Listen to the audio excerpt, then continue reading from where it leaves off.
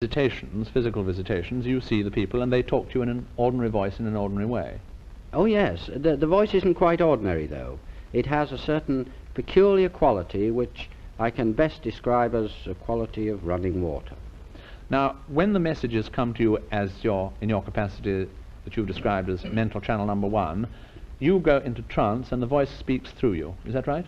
Yes, the intelligence speaks through me. In other words, I gain a telepathic rapport with the intelligence from another planet, and he conveys his message through me. Using your vocal cords? Yes, oh yes. Could you do that this evening? I think I could, yes. Before I ask you to do it, there is one other question which I'd like to ask you, which I hope you will accept as completely sincere, but to be answered with equal sincerity. Many people are clearly going to draw the conclusion that you are sincerely but absolutely deluded in all you say, that this isn't true, that you believe it, and it is a sheer delusion. What is your own answer to that? How do you know that this is not, in fact, a projection of your own imagination? Because I've met these people. My mother has met physically one of the people who has been speaking through me for a number of years, and he told my mother this fact, that he has been speaking virtually through me. Now, who is going to speak through you this evening, if you can get in touch? Intelligence from the planet Venus, who we call Ethereus. Right. Will you now try to go into a trance for us? I will try.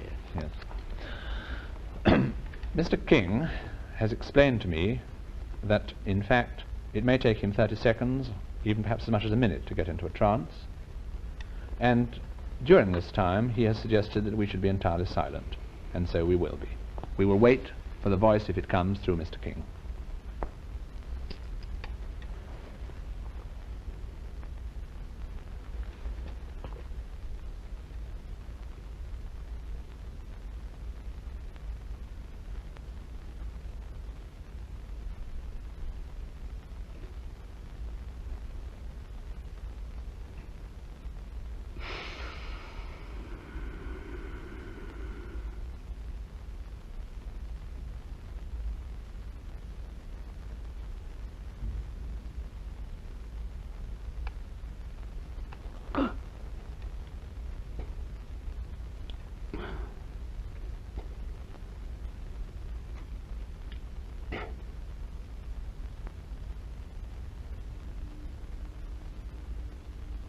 Good evening. Good evening. My dear friend. Your name is? I am known as Ethereus. Where do you come from? The planet Venus. Where are you speaking from now? I am sorry, my dear friend, I cannot answer that question for you.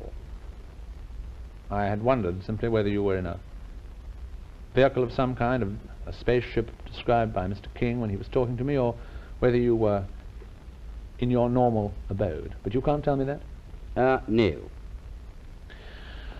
You do travel, normally, in what Mr. King has described as flying saucers when you move about space, do you?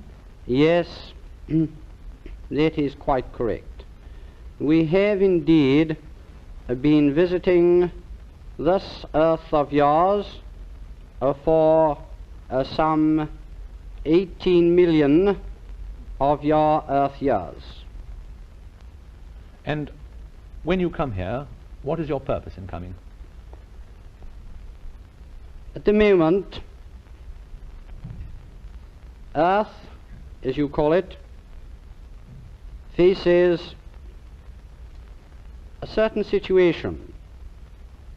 The situation can be described as a rather a dangerous one. You are liable to upset the balance of your earth through Number one, atomic experimentation. In number two, your deviation from the spiritual laws. And your visits are designed to warn us against this? Yes. Can anybody see flying saucers when they arrive? Oh, yes. The vehicles that you call flying saucers are quite physical. If you're fired a 16-inch shell at the hull of a flying saucer, it would burst when it came into contact with the force screen or protective barrier around the vessel. Is there one single message that you would like to give us this evening? I'm afraid it must be brief, you'll understand that. Yes. I would like to say this. If you are a Christian, then live the laws as laid down by Jesus. If you are a Buddhist, live the laws as laid down by Buddha. If you are a Hindu, then be the best Hindu.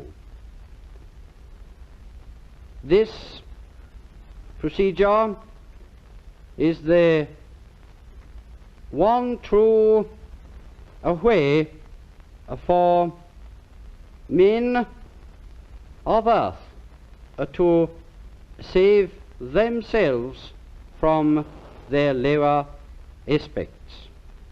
Thank you, Aetherius, very much indeed. Good night. Good night.